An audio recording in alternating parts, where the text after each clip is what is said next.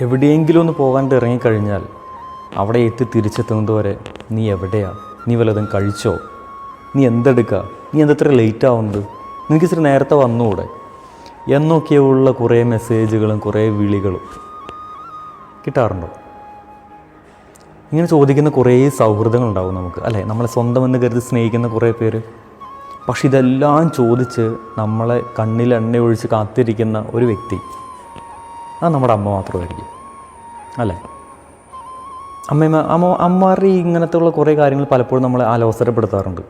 ഞാനിപ്പോൾ അങ്ങോട്ട് വരില്ലേ, എന്തിനത് എപ്പോഴും വിളിച്ചുകൊണ്ടിരിക്കുന്നത്, എന്തിനെപ്പോഴും ചോദിച്ചുകൊണ്ടിരിക്കുന്നത്, എന്തിനുണ്ട് ഞാൻ പറഞ്ഞോളാം, നമ്മൾ പലപ്പോഴും പറയാറുണ്ട്. പക്ഷേ എന്നാലും ഈ അമ്മമാർ വീണ്ടും വീണ്ടും നമ്മളെ വിളിക്കും. ഈ അമ്മമാർ വീണ്ടും വീണ്ടും നമ്മളെ ഇങ്ങനെ അലോസരപ്പെടുത്തും. ചിലപ്പോഴൊക്കെ നമുക്ക് വെറുപ്പ് തോന്നും നമ്മുടെ മനസ്സിൽ. പക്ഷേ ഉണ്ടല്ലോ, ഇനി പറയാൻ പോകുന്നവർ വളരെ ഇമ്പോർട്ടൻ്റാണ്. ഇവരിന്നങ്ങ് മാറിക്കഴിഞ്ഞാലുണ്ടല്ലോ, പിന്നെ ഇതുപോലെ നമ്മളോട് ചോദിക്കാണ്ട് ചിലപ്പം അധികം പേരൊന്നും ഉണ്ടാവില്ല. ഇതുപോലെ നമുക്ക് വേണ്ടി കാത്തിരിക്കാനായിട്ട് അധികം പേരൊന്നും ഉണ്ടാവില്ല.